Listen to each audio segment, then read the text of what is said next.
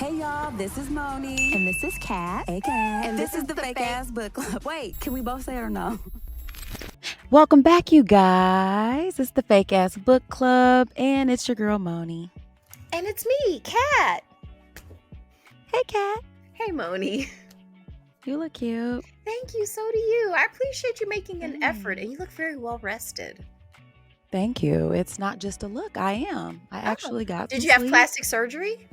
Not yet. Okay. That's usually like what people say when they want to ask you if you've had plastic surgery. It's like, you look well rested. You never like, yeah, that's. It's like, oh yes, I just got the fat sucked from up under my eyes. Yeah, feeling much better now. All right, no. So that's all natural. Good for you.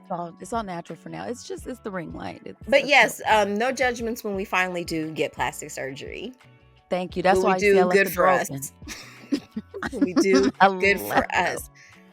And we're gonna get the good work done. Do my research. Absolutely. Well, friend, we are here because we are, supposed to be talking about the Blue-Eyed Samurai, which is a Netflix series, and I am excited to talk about it. I don't know how you And feel. we have a book. I'm going to count this one as a book episode. We both didn't read it, but I did. I do have a copy of the Arts of Japan that I dusted off. Late Medieval to Modern by Sirocco Noma. So it ties in nicely into the Edo era animation we just watched. Excellent. I like how you just, you really anchored it in with that. You know what I mean? It's a nice blend. So this is going to be fun. I'm really into it. So let me give you guys just a brief. If you've not heard about this, I feel like this is pretty popular. Like if you have Netflix, you've seen it on the top 10. It's basically it's a whole phenomenon at this point. So what I've got for you guys, Blue-Eyed Samurai. This series is 17th century Japan when borders are closed to the outside world. Citizens would never see a face that was not Japanese, except in rare cases of illegal trade. Our hero, Mizu, knows that there were only 4 white men in Japan at the time of her birth and sets off to kill these men, one of which might be her father, who made her the creature of shame, in quotes. But revenge is not an option for women, so Mizu must forge her revenge quest while hiding her gender as well as her blue eyes. Bam. Bum, bum, bum. D's. Yeah. Guys. So I have to be honest, originally I didn't want to watch it because of the title, because I thought it was going to be sort of that trope of like Westerner comes in and does karate better than everyone. But it was explained to me that was not, in fact, the case, that this was about a hafu who basically is on a revenge quest. So I'm like, okay, well, I'm into that. Not a hafu. That's their word. Would you like to? Oh, yes, the Japanese word for someone who's half Japanese. Oh, okay, thank you. Don't be acting like people be knowing all the words. I'm sorry. I thought everyone was fluent in Japanese, as am I. Okay, right. Not everyone's like us, Kat, okay? I knew. And for anyone who doesn't know, I'm being very silly. I know about 5 Japanese words. Poorly. I'm not saying them right either. All right, you guys. So before we go any further, let's dedicate this episode like we always do. So hands over your hearts, everybody. I want to thank our patrons like we always do. You guys are the best. We appreciate your continued support. If you're not a patron, what are you waiting for? You guys can find us over at Patreon. There should be a link in our there's a link everywhere, so just follow us on Patreon if you can. Also, I want to dedicate this to appreciating not being a woman any other time in history than now. Because I think that it's hard no matter where you fall, but this is probably as best as it gets. So I'm thankful for my station in life at this point. What about you, friend? Yes, I'm also happy to for the gains of you might call it the feminist movement. I know a lot of people don't like that, but I'll take any gains I can get. I like having a bank account. But yes, my dedication this week is going out to Authentic Arts, the inaugural weekly podcast workshop at the Stutz. It's going to be Sunday, February 4th from 7 to 9. For anyone who's interested in building their portfolio and learning the tools to do that. And also, just if you're serious about entering into a community of artists to learn how to improve yourself and your craft, then this is for you. And if you're just emerging, if you're somewhere in the middle, if you're advanced, like, I think there's something really to be gained from just being in an atmosphere of creativity. But wait, there's more. So this dedication is going to E. Jean Carroll. She's getting $83 million from our former president for sexually assaulting her. So I thought you might like that one. So yeah, this episode's definitely going out to her. Good for you.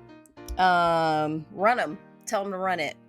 And also the country of Ghana. We've heard of it. Ghana, they are getting some of their artifacts returned from the UK. Only on loan, though. They're not permanently returning them. But I would like to see them ask for it back.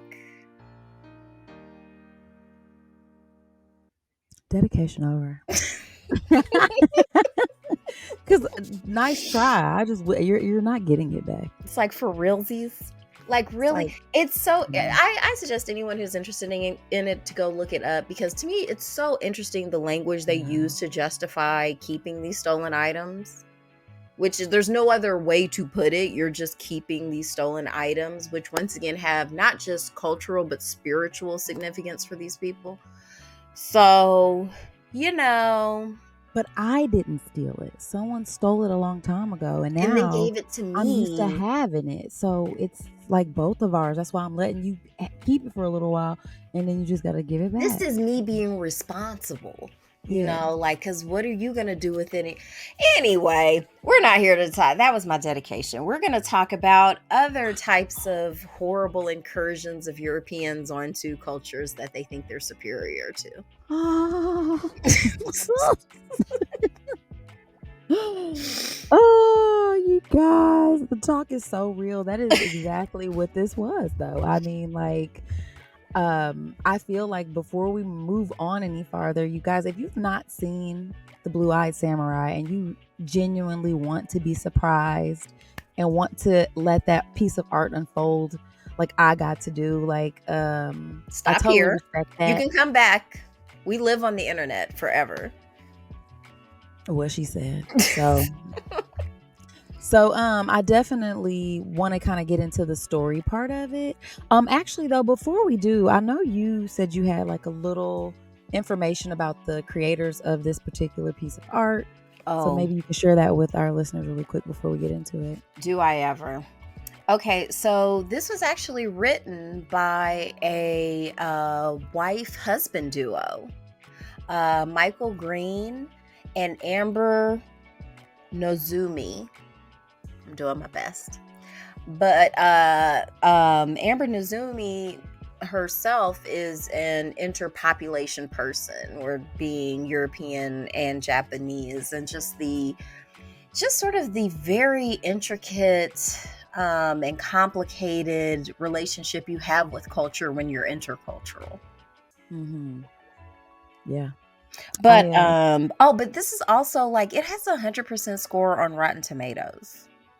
Oh, that's pretty good. And it's also just one of the most beautiful things I've ever seen in my life. Is this the first thing she's made? Because I've not ever heard of her before. Like, does she have like a Ooh, let's see, what else has she done? Let's see what they have done. Let's see. Yeah. Yeah. Noizumi. There we go. Her IMDb.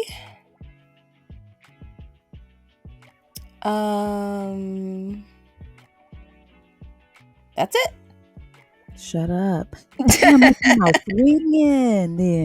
Yeah, they came out. Yeah. Whoa. Yeah. Okay. She's got a podcast. Okay. Let me shout that out. So the LCJ Q&A podcast. Hold up. Okay, excellent. So they've got a podcast. Hold up. Wife and husband team. Logan Blade Runner 2049. I don't know. This was Co-created. just something that's on her, because I don't even see her name on it. It was just something that was on her IMDb. I might take this part out. I don't know how accurate that is, because I don't even see her name attached to that. But yeah, to me, I think this is their inaugural project This is with dope Netflix. though. We want people to sink into it and be taken by the story and the level of artistry and forget they're watching animation. Green said we would love this to cross over into every interest. Okay. That's not. I thought I saw the Witcher, The Crown, and I'm like, are they associated with that? Which is why that made me ask you. But no, I don't see that. I think you might be right that this is. And it's their all thing. original. It's not based on a book. That's why I had to what book could I? Because to me, art. I mean, this ties into all my dedications today: art and sexual assault. It is though. It's not me. I didn't write it. Art.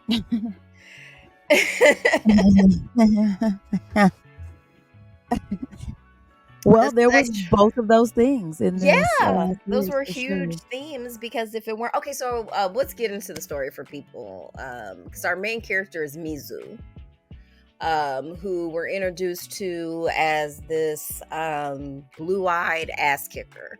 Like, it's very much because they said their inspirations were Kill Bill and like Clint Eastwood westerns. So she has that kind of steely, cool, like, she doesn't say a lot. She's got this gravelly voice, but she just comes in slicing everybody up. And she's on this revenge quest because all she really knows about her daddy is that he's a white man. And there was only 4 white men in Japan when she was born. And she's like, I'm going to kill them all, just to be sure, for making me this. And it's very interesting. It's kind of like the idea of a creation sort of hating its creator. So that's always a very interesting theme of kind of wanting to be like, oh, you did this to me. So she's raised by a woman who has a pretty significant opium problem. Significant opium problem. She is a crackhead. But I mean, that's one of the reasons why the Japanese people didn't want Europeans coming to their shores. They were bringing crime, they were bringing drugs, they were bringing guns. I mean, you can understand, and disease. They didn't even take their shoes off in the house. So, just nasty. Yeah, there were a lot of things about Western culture that just were not compatible with Japan at the time. So Japan was like, Batsu. Like, we're just not dealing with it. Mizu's past intersects with Akemi. And Akemi is engaged to Mizu's nemesis, Taigen, who Mizu defeats in a duel. And so Taigen is kind of stalking Mizu because he wants to avenge because he's been dishonored. And so everybody's kind of seeking out all this different stuff. And then why am I spacing her name? Akemi. So, and then Akemi is chasing after Taigen because she's like, I need to marry you because I don't want to marry this dude that my father set up for me. But she ends up having to marry him anyway. And there's just a colossal showdown at the end where basically it's like a video game. Like, there's every level Mizu has to like kill somebody, and then it's just increasingly more difficulty until the end where she's finally about to kill this white man, but then he tells her like, hey, you're gonna need my help finding the other dudes because they're in London, a place you ain't even heard about. And it was a epic story. Like, I honestly, So how much did you know about the Edo period in Japan? Like, I mean, you have a whole book that you bought back in, I don't know, the 1900s. So perhaps you had this information, but I was not up on this. Okay, I have a little bit of background just because I've studied the art of that period because Okay. it's some of the best in the world. Okay. Quite honestly, like there's just certain cultural groups that have won stuff, and Mhm. the Japanese won art. So congratulations to Japanese people, Wow. you won art. Black people, you won dancing. Congratulations, black people. Is Um, this in a continuation of the the Fab Fab Awards? Awards. And white people, you won being on time. Y'all did that. Like That's what inventing, they won? they invented it. Like it's a good invention. Okay. I just had some other things in mind, but we'll go with that. Also, I'm We'll being go. a little silly, but still, Okay, I yes. like it. Like, but if we're just, in general, it's. I remember being frustrated in school that we didn't have more time to learn about Japanese art. Like, all of Japanese and African art had to be covered in a 1 week period of a Yes. semester, even though most of all the art in the world took place in that area. Whatever. Well, and we just got through talking about how museums basically, you know what I mean, end up looting, you know what I'm saying, different cultural items to put in their museums. So, I mean, we don't have to go all the way there with it, but again, Japan is known for their beautiful art and stuff like that, and I feel like it got captured in the animation. Like this was very, like, I do think that if you are somebody who you're like, I don't really watch cartoons like that, you forget you're watching one. I mean, the Yes. animation is absolutely beautiful. The landscapes, I mean, just even like some of the slow motion scenes, the cinematography that they were able to create with animation, I'm like, this It budget. was very cinematic. So they actually did get real actors to do the fight scenes Wow, wow. so that they're, for a reference. And it was a combination of 2D and 3D art. Or I'm Mm, sorry, 2D and 3D animation. animation, yeah. And they the team, the writing team, they were saying like they wanted it to look like a moving painting. Like they wanted to have that feeling like every frame just looks like its own work of art. And just everything down to sound design, the soundtrack, just everything, and having the attention. Like I like the fact that all of the actors were, even though they're speaking English, they're all Asian American actors. Yeah, that's And yeah, like it's just it. I have it on right now. If you see me keep looking over, it's because like it's on right now, and it's so. I'm trying to think of it. It's not like anything. Like that's what's so crazy. That's why we wanted to talk about it, because we don't usually come on here and talk about. I can't usually get Moni to watch cartoons with me. And if you know me, if you call me at any given time and it's like, "Oh, what are you doing?" I'm like, "Sitting here watching cartoons." in real time. I mean, my daughter will be getting her hair done and they're chatting up about Proud Family, yeah, I fantastic mean, program. like it's so cute, but yeah, so I think that that was really impressive because I mean, you're taking something that maybe is not something that most people would like, and I'm like, that was good. Like I actually, to the point where, like I said, I watched it, most of it, with my husband, but I did miss some stuff, so I'm glad I went back. But I mean, the fact that I was willing to go back and rewatch 8 episodes of animated series, I think says a lot. It So says a lot to me because I was so surprised, because when I was telling you I watched and you were like, "Me too." I was like, "Shut the front door!" Like, yeah, man, what? Really? out here in I these was like, "So streets, we could talk about it?" talk about it. So excited. It's Yes, so good, and you liked it. I did. I really, really liked it. What did you think about Ringo? Ringo was sort of Okay, can we talk about Mizu's. representation? Let's do Because it. this was very interesting, and I don't want to say her name wrong. Who it came? Amber Noikumi, no Amber Noizumi. So the writer, she's the Mhm. Japanese part of the writing team, and she was talking about how in traditional Japanese society, like any kind of aberration is just shunned. So whether it's physical or anything, like any kind of disabled person, like you're just not really allowed to be a part of society. And so the fact that you were showing a disabled Japanese person, I thought that was fantastic. Yeah, man, he was out here. He was He was so cute. He's he like, was- ooh, peaches. that scene, you guys, just to totally spoil it. My goodness, when he figured out that she was a girl and saw her. Oh yeah, we naked, been spoiled that. oh my gosh, it was yeah, he was talking about her boobs being peaches. That was pretty good. pretty good. Oh yeah, because it's also it's not for kids. It's very sexy. First of all, yes. There is sexy times. There's a lot of brothels. Yeah, it was cartoon hunching on there, and that was. It was. I was about to say, it's so many of my favorite things, which is animation, a revenge tale, Hunching, yeah, hunching and punching.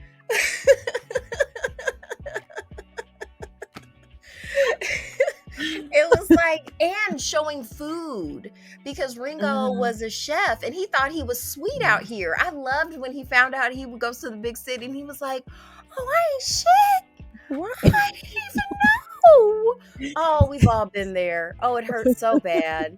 It's like, damn, I thought I was doing great. It's like, I was like, I'm not even like bad. I'm like below that. And I thought I was so good. aw, but that's a kindness. It's good to know the truth about what's happening. It's like, Yeah. it's painful though, it is. Yeah. But he was just I really liked his character. He was sort of like her sidekick throughout the whole thing. Her reluctant sidekick. Yes. Like, Ringo was the angel on the shoulder, and then Revenge was the devil on the shoulder. Or what was their word for demon? What was the word? But basically, everyone keeps because of the blue eyes, describing Mizu as this basically sort of like evil creature. I liked when they did, there was a point. So you know how like you're watching a movie, I don't know what this is called. I'm sure there's like a name for it, but like one thing is there's two things happening at the same time.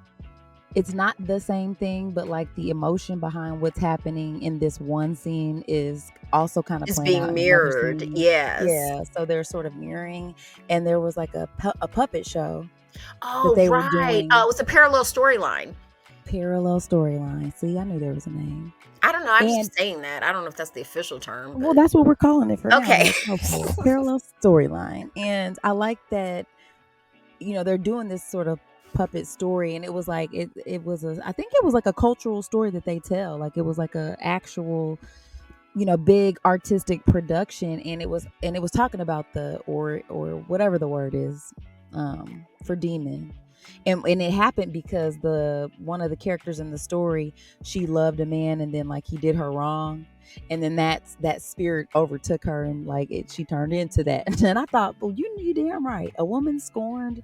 Okay, let's talk about that, because I would have never guessed that Mizu is a widow. Yeah, I know. That's the part I missed when I watched it the first time. Okay, so now you got the backstory of her terrible marriage. Which actually wasn't, that's the thing with all terrible marriages. They never start out terrible. They usually start out pretty nice. You know what I mean? It's like, oh, getting to know you. Oh, you can cook. Oh, but you can fight. And then when he finds out that she's better than him, then he's like, you are like the little demon word or whatever. And it's like, damn it. Like, I opened myself up and really showed myself. And that's why I'm never going to show myself. But now she's like, that's always a trick. I'm never going to open up my heart to the world and love again. That's right. I don't blame her. That's what you do. You close that shit up and you pack that shit up. Whatever. You're in love right now. Man.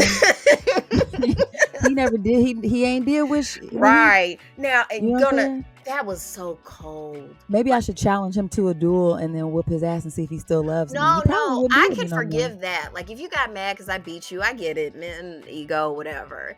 But when he saw she was about to get attacked and then just turned and ran, and was just gonna let them people kill her, and then gonna try to come back and be like, look, I know I was messed up for letting them try to kill you, but I feel like we can make this work. And it's like you made it though, baby. You made it. Is that's all you talking? You He was bringing up like, I old love stuff. you, girl. And she was like, nah, you wouldn't have been able to stop from fighting them off if you loved me. Whew, that scene was rough. And then her mama sold her. So who do you think sold her out? Do you think they both did or just one of them? I think the mom did it for whatever money she had to get her crack, and then I think the husband did it too because he just was like, I can't. She is the personification of my shame right now because I cannot even believe that this lady that I've been hunching on can whoop my ass. Okay. And I can't sleep at night knowing that. I can't. So I mean, I think they both did. Okay, I agree with you. I think they both called the cops. Because she didn't have no money, you know what I'm saying, to buy Right, and to all of a buy sudden you that hear sitting by the opium. fireplace smoking. It's So like, straight up enjoying a nice puff, okay? mm-hmm. Nice try. You sold me out. And then I think that those people came because of him. Okay. So that's my story. But yeah, it just was like that story was kind of playing out at the same time as that little puppet thing, and it was like kind of showing like how I'm gonna add the that's what name because I was happened. watching Let me see. I'm gonna see if I can find it. I was watching a review earlier that had the name of it and everything. So I can, like I could do editing magic later if you don't want to look it up, or just look it up. That'd be great. While you're doing that, I don't know. Did you have a favorite like scene or character? You can't ask me that. You have to stop because I'm looking it up. Remember? Well, I do. Kat, do you have a favorite scene? Okay, so my favorite scene was when Mizu storms the castle. That was pretty rad. It just filled me with the joy that I just remember getting, like watching my favorite cartoons. Like it was just like, okay, let's go. Like finally, we've been building up to this for this many episodes. Let's finally do this, and it was everything was just done so daggone well. Like even down to the lighting, which isn't something you think about too much with animation, but which is really important. You're just there, you feel it, and the comedy relief, like Peaches. Like Peaches, and then it'll just end on that, and it's like, come on, I gotta watch the next one because there's only 8 episodes. I really wish there was more, but if that's all we could get for this level of quality, it's dang it. What's wrong? I can't find it. That's okay. There's a very real fashion element in the show, which I always appreciate in animation. We've brought up Jim and the Holograms before on the show, and I remember that being one of the first like animated shows I watched where the characters changed clothes, didn't have on the same outfit all the time.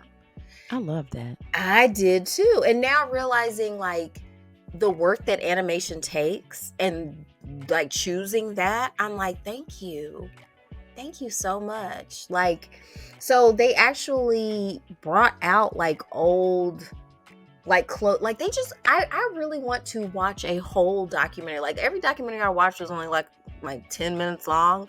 I want to do a deep dive into the making of this film this series, because it's just I don't know if I have the words.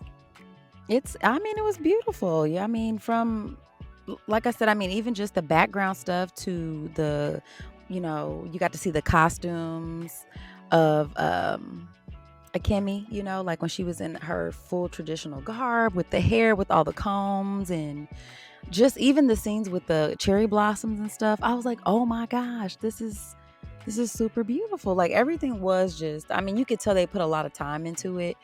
And there was some article I was reading where they were asking the creators if like this was based on a real person, but like you're saying, it kind of came from the fact of her being like half Japanese or whatever. And she said that let's see, they came up with the series idea for the character after the birth of their child who had blue eyes. So she's half Japanese, and she found herself thinking like, why am I so excited that my daughter has blue eyes? Like, what's the big deal about that? And why am I so excited that I have a baby that looks more white? I think that took her by surprise. And so It said in the early creative conversations that would eventually span 15 years, they started spinning in a tale about how back in the Edo period, starting in 17th century Japan, it would have been illegal to be white, and nobody would have wanted to look like that at all. So at some point, though, it's that flipped in history and stuff like that. So she thought that was an interesting sort of thing. And then she was like, dang, I started picturing this character like this little blue-eyed samurai, like thinking about their child and stuff. So that's kind of how that grew. I thought, oh, okay. It made me think about The Color Purple and that idea of, or just sort of these older cultures and their reaction to genetic anomalies. And how they would read that as some sort of like almost divine sign, whereas now we know this is just genetic expression. Like every once in a while, Right. you're going to have different, you'll have anomalies, and it doesn't necessarily mean that they're evil. Like I think that's always interesting that the human impulse to difference is immediately bad. And I think that a good thing about humans and why Q shouldn't eliminate us is that we've learned that we don't have to be afraid of changes. Now, not everybody has learned that. Right, half of the population. But I think that's a lot of the sort of anxiety around more conversations around trans individuals. Like where there's this idea of like, well, that's different. And it's like, even if it is, because it feels like this has always existed, but even if it is, it's not something that we need to be afraid of. Well, I mean, in my mind, I'm thinking, I think that initially it's probably just a protection thing, for humanity. Like initially, if something is different, your alarms go off, maybe because that's that before you have a chance to kind of process that through like your higher self or whatever, your instinct is going to be like, okay, I probably need to protect myself, or this could be something that negatively affects me. But evolution has showed us that like, this stuff does happen.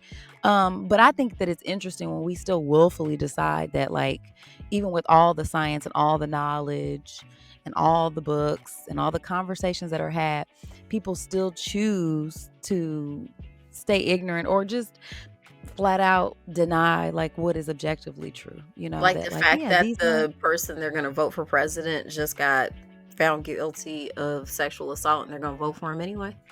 Like that? Of course. Okay. Yeah, kind of like that. Yeah, for sure. Because it's like I'm choosing not to use that. Like, whereas in the past, maybe I would have been like, he's a criminal, he's a crook, and that's a bad thing. It's like now it's like it doesn't even matter anymore because he's my guy and whatever. But the impulse to try to keep your you can't just yeah, you can't glaze over my guy. That's my he's guy. my guy. Yeah, my that's guy. who he There's is, nothing so. you could do because I'm stuck like Stuck glue, like glue to to my my guy. I mean, guy. what's a little crepe? Like a hunt to a feather, like Well, and actually, to be fair, the settlement wasn't for the crate; it was for the defamation. Okay. So for him going around calling her a liar and stuff about the crate. So and this is also a very good lesson for people who get mad when people who cry crepe and didn't actually get craped.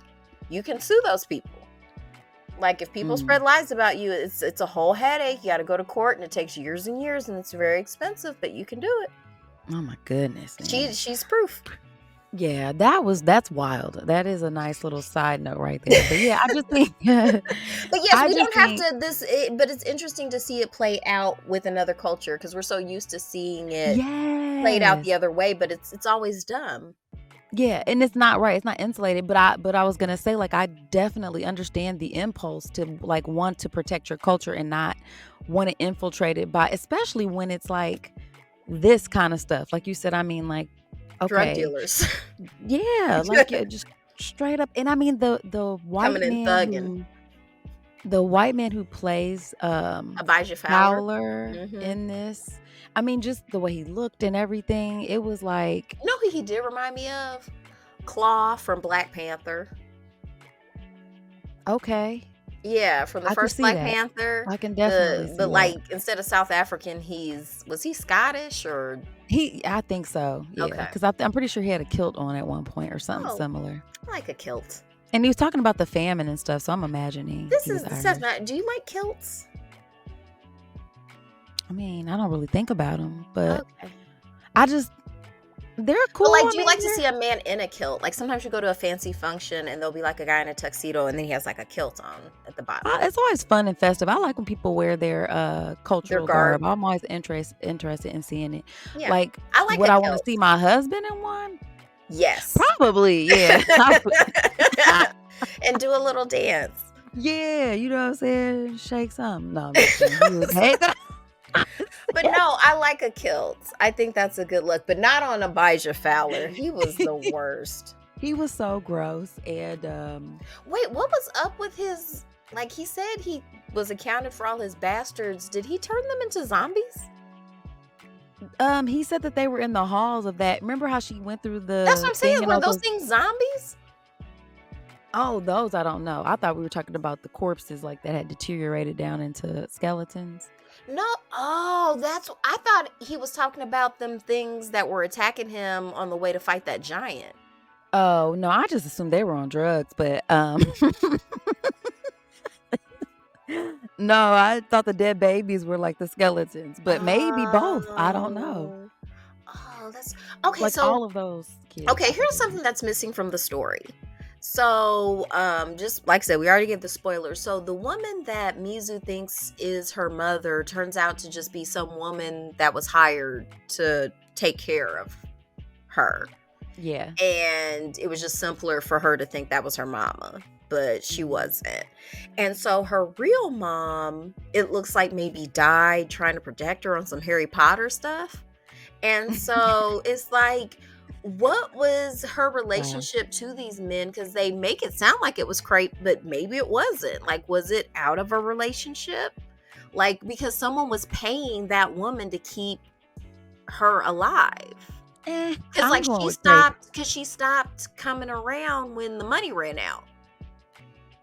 I'm gonna say. I mean, just based on them, I don't. It was probably coercion. Like, I don't think that it was just like, oh yeah, these lovely. I mean, because if you think about just how, not The like there's society not was. maybe one. Yeah, I mean, they were super. Well, Like, it let's would talk have about it. been Let's talk. It's crazy. called sexism. Let's talk about how Japan did it. Because Okay. it looks like everybody did it. They all did it. It's Yeah. just like just different flavors, all the same Kool-Aid though. Like, Did it. so they had like, so maybe the Japanese had purple Kool-Aid where America and Europe was doing red. But Okay. it's all still Kool-Aid. So like women, we get an idea of what it's like for women because they're trying to go into Kyoto, and this woman, she's trying to get in to sell her baskets, and he was like, you can't come in without a male escort. And Right. she's Not like, but push my it out your husband hand. died. Like, this is how I feed my child. Like, he's like, sorry, kick rocks. It was like he was the business because I need him for the business. I'm the bitch I actually make the making the baskets. baskets. And, Okay. and then they won't let you sell them outside the gates either. That's So messed you up. have to get inside to do commerce, but they wouldn't let. So basically, women didn't have any standing in society without being attached to a man. Right. Hence, Sound familiar? yeah. I mean, that's why Mizu was out there tying her boobs down and wearing that hat. Oh, have we even said that in the thing? Like, she was just always presenting as masculine so that she could move around. I think so. And I think to I said it in the hide, very because beginning. once again, you get the idea that someone's after her to kill her, but there's also someone protecting her. So I'm interested to see what her origin story really was, since we're finding out that that wasn't her mother. So it's like, Mhm. who is her mother? What was her relationship to? And also, too, are we sure that it was? Because I have to imagine, like, because blue eyes are a recessive trait, you could have blue eyes without having a European parent. It can happen.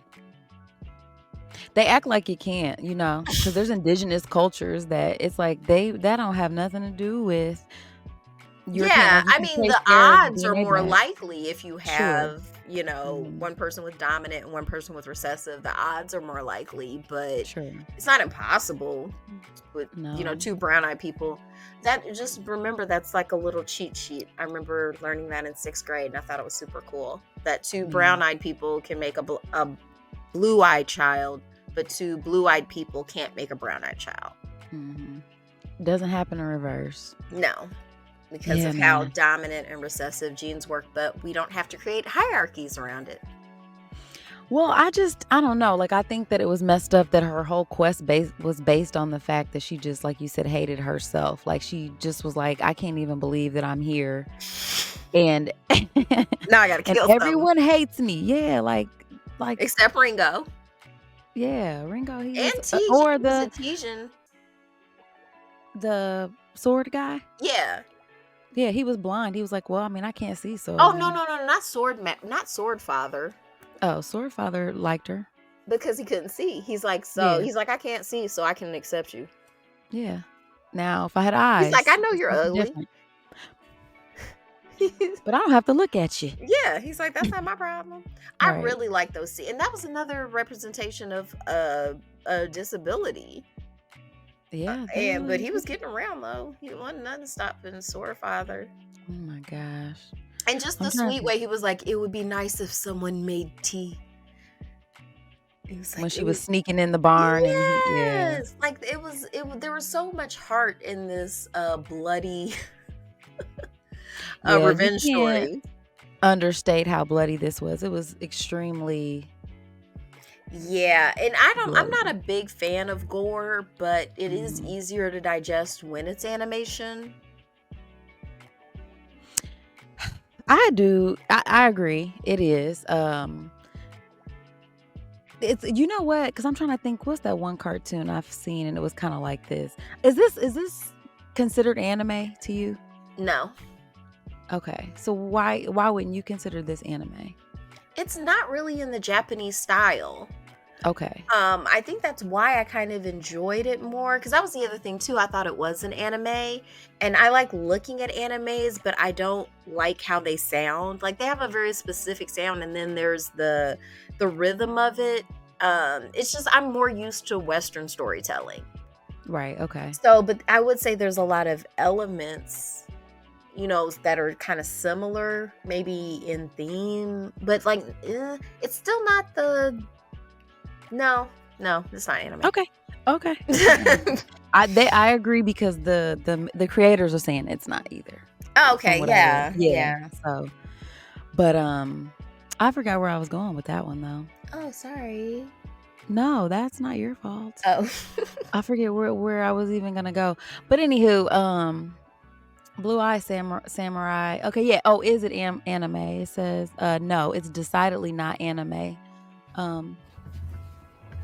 Oh, it says see above for an in-depth feature on bringing the sophisticated animation style to life. So it basically kind of goes into talking about what you were saying earlier about the 3 and 2D hybrid and sort of that whole thing. And that style is not anime, No. Yeah, definitely. And the storytelling isn't either. It's very Western. It's literally like a Western, like a spaghetti Western. It is. Even down to the fire behind her, sometimes she's fighting. That was given an old school Western, like a Clint Eastwood boy. It's like, let me blow something up and walk away in slow motion. Yeah. Except it was just way better than that, though. It was.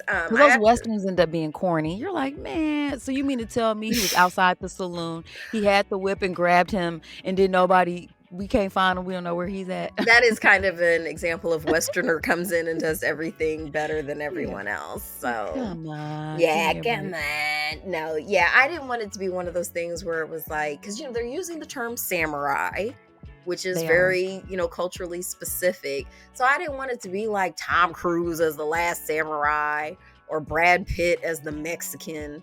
They do. That was like one of my favorite Paul Mooney jokes where he was like, he's like, Hollywood goes too far. He's like, I'm gonna write a movie.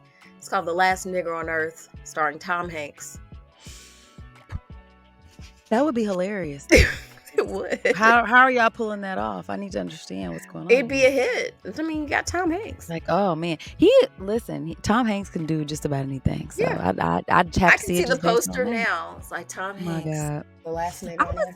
You know what I really was thinking too, though, while I was watching this? I'm like, it was cold there a lot. Mm-hmm. And I was trying to figure out how come, like Ringo, for instance, like you ain't got no undershirt on or nothing. Your chest is just all out. You got the deep V. I You think got they a were book just on your used to head. oppression. I mean, but it seemed like it was freezing, like they were walking in snow and stuff. I'm like, this is crazy. Like That's nobody's cold. I think they were just I don't tougher. understand it. Man, Like you I think was I cold think looking at I them. swear to God, I think every day about how like slaves would have to like work in weather like this without shoes. I Like would hate it. they did hate it. That's Yeah. they It's hate just like they did not like they it. did. From what I've Let some people read, tell them. that's like they just didn't care for it. But yes, it was kind of cool because I watched it last weekend when it was super cold. So it's actually like snowing and then it's snowing and it's like, ooh, I'm somewhere warm. Mm-mm. And I was thinking too, you know how Mizu cut off old dude's ponytail and Ooh, he was disrespected mad his about life. that. Yeah, because it was like he embarrassed him in front of his whole dojo, basically. So he was like, "Man, he didn't kill me either. He just scalped me, and I got a bald spot." And I let's was talk like, "Why about it. He didn't kicked all y'all asses too. I don't know why everybody's mad at me for losing. they turned his back?" Well, you're the one who represents our shame, so we can walk away from ours, and you have to take the brunt. While he was celebrating with the hoes over his engagement. Yeah, yes, that's what you're supposed to do. Duh. That's apparently. I just wanted him to pull his hair back though in a ponytail. I didn't He appreciate was like, "Oh, it's like all good. You about to be a lord anyway. They shaved that stuff down. Come on, let's go." I that was so loved her sweet. ambition. Can I say that? Like, because she was kind of a hard character to like, Akimi.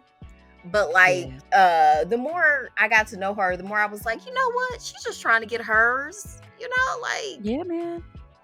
And I mean, I think it is hard, especially maybe if you have that privilege of being like no, she wasn't a prostitute. Like she had a good life She was a literal and it's princess. a literal princess, but I think nobody ever wants to hear a princess complain about anything. It's almost like any of your experiences aren't valid because, it's like, well, you're not sucking dick every night. You know what I'm saying? I Like mean, she points was like, you were only have made. one clean member to take care of, and it's washed before you see it. We don't really want to hear about We it. don't want to hear about it. She was like, I will trade lives with you right now. Okay, immediately, if not sooner. In So fact, I will kill you to do that. Like, yeah, seriously. Like, yeah, yeah, it was but she was still oppressed. Like, just yeah. because you're not a Again, sex worker doesn't mean you're not technically being trafficked. Like, she didn't have a choice in where she went, very similar to Sealy, where it's like, yeah, if you still want to be a part of society, you got to play by these rules. Or yeah. else you're just And going to be out here on Skid Row doing the do. you're gonna be doing the do. You can Or make you it do it in happen in a comfort. way. Yeah, I mean, you're either gonna do it in a way that people will respect you for it. You know what I'm saying? And help you get into it, or it's the kind that just it's like we don't respect that kind though. It's like you're Nah, doing all the nah. same shit though. It's just looks We're all different. rowing the same boat. Yeah. Okay, so this was the word I was looking for. Well, not all of them, but one of them was Yukio-e, and it means pictures of the floating world. It was kind of referenced at the Ooh. brothel. And the floating world referred to the licensed brothel and theater districts of Japan's major cities during the Edo period. So this is one of my favorite types of art. So that would be like the Great Wave, like that's part of that with the wood block and the silk paintings and all that stuff.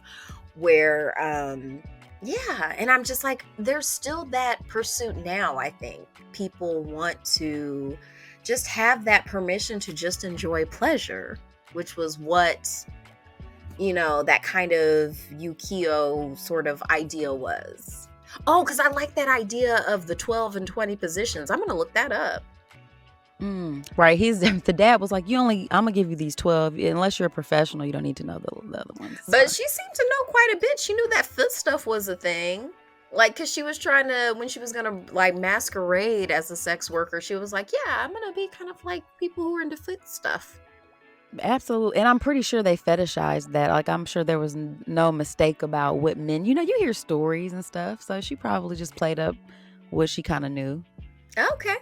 Okay. Hmm. It Yeah. would have been interesting because I feel like a big part of oppression is sort of limiting your amount of information about how those things work. Was there a what were we reading?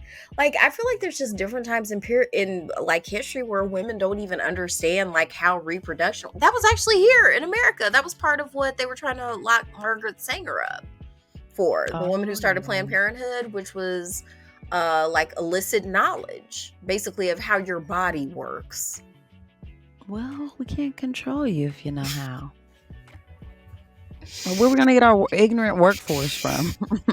Didn't we just say we have to have, just certain people who are, You're right, we said gotta that. be oppressible. Yeah, Oppressible. Is that a word? yeah. Yes, Thank you. yes, Made it that is. up. Oh, also, this is my sort of just time to just jam Star Trek in there real quick. Um, George Takei, who played Lieutenant Sulu on the original series, he Mhm. voiced Seki. Okay, so Seki was the Her basically her surrogate mom, Akimi's like parent, basically, de facto parent mhm. slash servant. Yes. Aw, he loved her too. He did, and He tried. apologized. Like that's how you know people love you when they're willing to apologize. Because she's like, yeah, Yeah. It was very sweet. It was sad what happened with them, but I feel like he was trying to put her up on game. yeah. Well, It was because like, you think that yo. was, I felt like it was the right move at the time. Like, if I'm going to, have to be stuck in the system, because you think about how long it took Japan to change, like, it wasn't changing anytime soon. So, I mean, I have a chance to marry possibly the next shogun of Japan, making me like pretty much like daggone near the empress. Like, and she's very ambitious. So she was like, you know what? This might not be so bad. Except I gotta I black think my teeth. she had to blacken her teeth, which I did not like that. But I liked that I don't think that she could have gotten there without going down the path that she did though. Cause like what I was pointing to with was it Seki? You said his Hmm. name was? Yeah, with Seki, he was trying to explain to her like, women only have a couple of choices in this world, you know what I'm saying? And I'm trying to give you the best of this. And she found herself running away from something, and then when she had the chance to have that thing, she ends up going right back to what she always had, which was that power and that privilege, because she understood how that worked in real life. I think that she had a chance to actually witness it with firsthand, whereas before it's nebulous, like it's not concrete, you know. So I just, yeah, and she got to kind of be over her dad a little bit, you know what I'm saying? Which I thought that was interesting too, that, Now and the it was power like, dynamic have shifted. yeah, Oh, yes, because her daddy was a traitor. yes, he was. And so now that she decided not to go in on with him, which was the right move, Hmm. like now because we don't really know what happened to him. Is he sort of in the burn unit or what? Listen, he locked up Oh, in the because that basement. fire was based on a real fire that really happened. I figured. I was like, Okay. "Oh." So yeah, This there's a was lot well of researched, you could historical tell. fiction. Yeah. Yeah, and how long did you say they've been working on this for 15 years? They It said 15 shows. years. It Mhm. shows. It freaking shows. Because, man, I wasn't ready. I didn't think it was going to be this good. You know, people are like, oh, you should watch this. I'm like, yeah, yeah, Of course, I'm like that to everything, and then it's like, "Oh my god, I love that." That was so good. yeah. Yeah, it was a really beautiful, um I mean, just like I said, I mean, from watching it to the way that they told the story, I was in it. I was like, "This is great." I really like it. Hmm. Very, very much. Look at you. You can't even stop looking at it. It's so pretty. Like, Mhm. it's at the point where he finally, like, he has the second best noodles in Kyoto. He's like, there's something better than this. He was like, "No way." It's so cute. But I think we should take a break. All right, let's do it, guys. We'll be right back.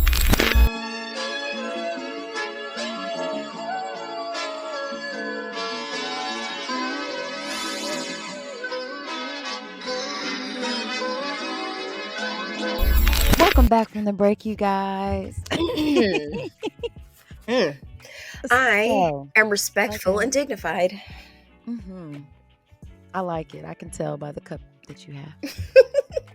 hmm hmm So, what are you? If you had to describe, if you had to, I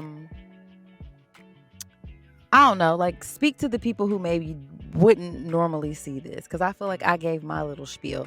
Like, how would you convince them this is like a piece of art that they should watch? I would say do this for yourself. Like this is it's I've always liked stories about sort of Asia because it kind of helps me to examine the human condition without my prejudices. Because I don't have a dog in this fight. You know what I mean? I don't know anything about like, oh, this class or that class or whatever. Everybody's pretty much kind of the same to me. Like, because I'm going in with fresh eyes. So I would say watch the first episode. Even if you don't like it, you got to look at something pretty for an hour. Ah, okay, I like that. Yeah, I think a hard sell would be maybe somebody, if you don't like gore, even if it's just cartoon gore, or if you feel like it's just over the top to see, cartoon touching. Like if you've never watched an adult cartoon, I think you could be taken out of it. Like, Yeah. what in the hell is this? Right. But But if you're animation's just not paying too attention to the story, Yeah. I think that you can really get into it. So I think you're right. Maybe watch that first episode, because it is still a nice balance of humor and storytelling and artistic sort of, just the animation and all that stuff. So yeah, I think that I feel like you have an 85% chance of liking this, even if you don't usually go for this genre. So I highly recommend it. What if you had to rate it? Should we rate it? I Officially was rate just about to say I'm giving it 5 out of 5 swords. it? Ooh, swords. Do you Mhm. say swords? I Is do. that swords? Mhm. That is the right way, huh? Mhm. I don't think I ever said the W really. Swords. You Just know say how I feel swords. about silent letters. Like if there's a letter there, I'm gonna say it even if it's not. I say knight, knife, all that. Like Ah, I feel like it's probably some archaic thing, like some sort of vestigial thing from like old timey printmaking and stuff. Because like it used to be hard to maybe. tell certain things apart, so you use certain buffer, whatever, whatever. But we Ah. don't need it now. Like words should be spelled how they sound. Oh man, that always got me. I'm still a terrible speller to this You're day. not. English is insane. You're amazing and logical. Wow. Well, thank you. I wasn't expecting that during rating the book or the series or Yeah, whatever. I'm rating We didn't you even now. really, You get yeah. 5 out of 5 Vulcan hands. Oh my god. I would like to thank all the little people, no, No, including. but what was your, because I really wouldn't have even recommended this to you. The fact that you'd already watched it just made it perfect. Yeah, I would give it 5 out of 5. Probably. Um. Ooh, maybe I'll give it 10 peaches, because they come in pairs. 10 out of 10. Yeah, 10 out of 10 Okay. peaches, man. Because yeah, it just was really good. It was a beautiful story. And I like, I'm a big fan of historical fiction. So even though this was animated, I liked kind of feeling like I was transported to a time that I really didn't know a lot about. And being able to watch these characters kind of come to life. And, you see, like you said, it was very, like, you see some like personal growth within the characters too. You see some like evolution from the beginning of the story to the end. So that's always interesting. And the way they ended, I'm like, yo, I'm trying to see the second season though. Like, Oh, and it did I'm get approved excited. for a second season. So I did. congratulations to Yay. Yay. Amber and Michael. I'm sorry, like I don't want to say the names wrong. I'm gonna blame the cup. But Do it. yeah, I'm really excited to see with what they come out with. Also, if you enjoyed this, you might like Kingdom, also on Netflix. It's a What's that one? Korean show. It's not animated, but it takes place like I think around this time period. So it's not Japan, but it's like um, Ooh.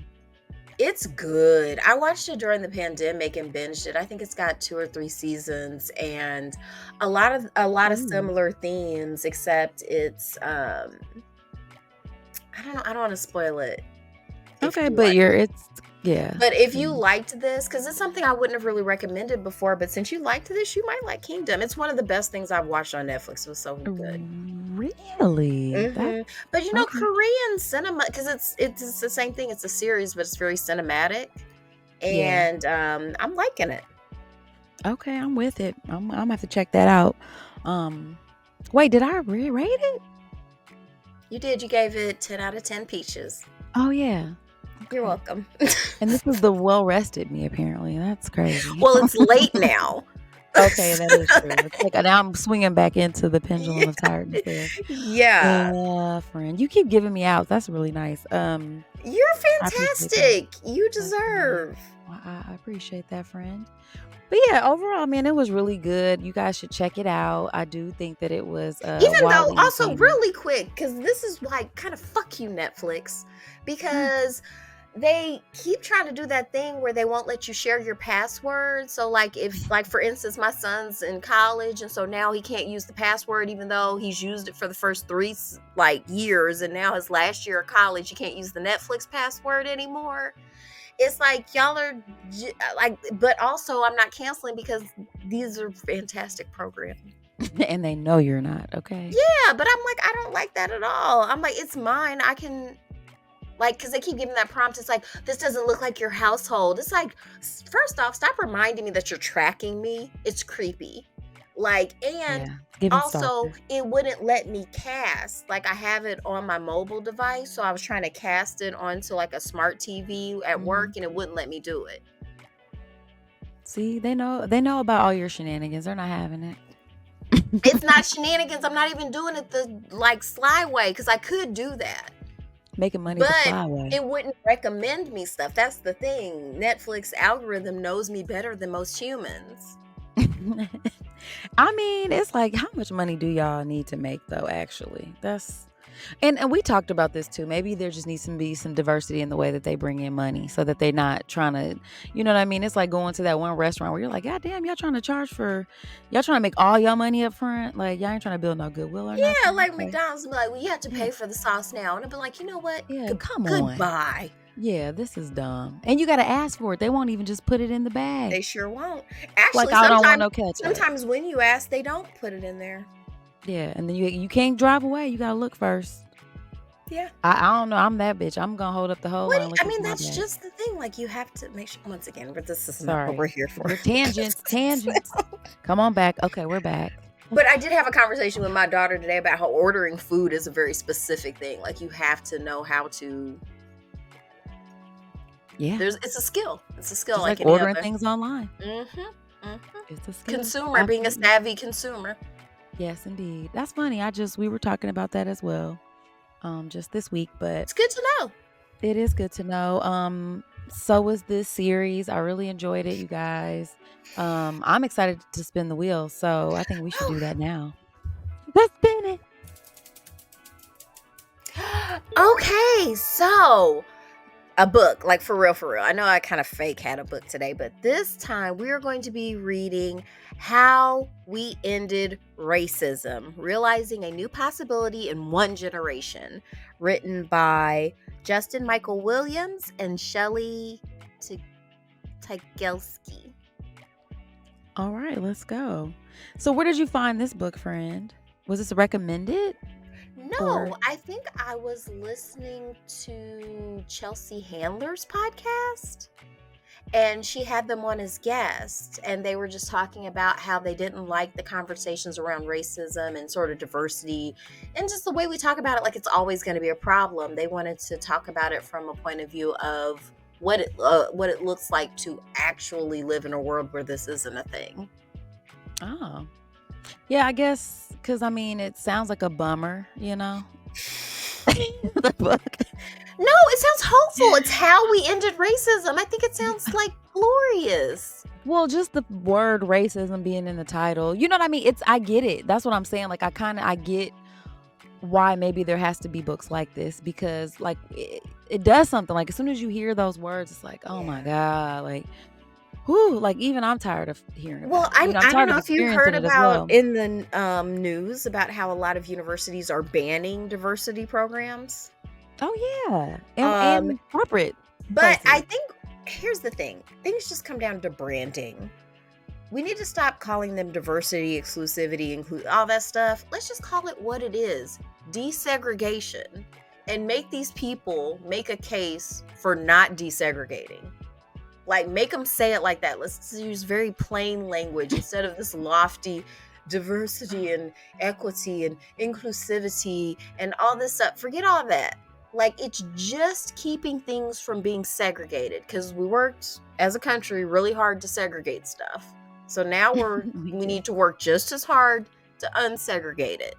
And if you're against that, think about why.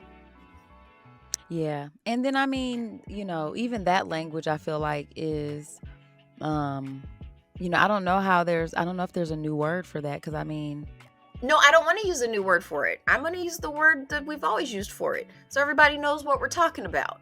Like, we don't need new language. We already have language around it. The whole reason they're trying to make new language around it is so that we don't have to address the stuff that happens. So that's why I'm just saying, like, this is desegregation. Call it what it is. Yeah, call it what it is. I'm saying, as far as branding goes, I feel like Cool Ranch Freedoms would be fun branding. Yes, just making it sound fun. Yeah, like as because any of those words, racism, segregation, people instantly, you know what I'm saying? So it has to be Cool Ranch Freedoms or something like that. Something more. All the people, like, we just want our Cool Ranch Freedoms. Cool Ranch Freedoms, guys. Like everybody Make it sound fun. Like, just making sure everybody America. We want that too. Yeah, that's it. You don't think I want to be in like a red, white, and blue bikini and like running around just doing whatever? I can't though. I'll get shot. Oh no, not in your bikini. That'd be well, if I was just doing whatever, you know what I'm saying? Like, just the level. Well, I just pictured it in your bikini. Too late. Okay, you painted that picture. That's your fault. Anywho, be sure to join. We'll put it in the link, or we'll put in the description the link for Authentic Arts, the portfolio workshop at the Studs. If you can come out, it'll be great. Oh yeah, definitely come out and support you guys. And this was a lot of fun. I'm glad we got a chance to talk about this. I feel like we could talk a lot more about it, but for sure. We're out of time, guys. So we're gonna let you go. Hopefully you guys are involved in stuff that you love and the people that you love, and taking the time to really enjoy just whatever it is you enjoy, man. Spend the time doing it, because your body belongs to you. So watch cartoons. That's right. All right, guys. Peace until next time. Before we go, we must give thanks to Urban Nerd for providing our music, and legal services were handled by Trezene M. Atkins. If you like what you heard, please feel free to join us every Wednesday for another fake-ass book club. Cheers. Thank you guys for listening. You can check us out at thefabpodcast.com. Please subscribe, rate, and review our podcast wherever you're listening right now. We want to hear from you. Come put it in our life.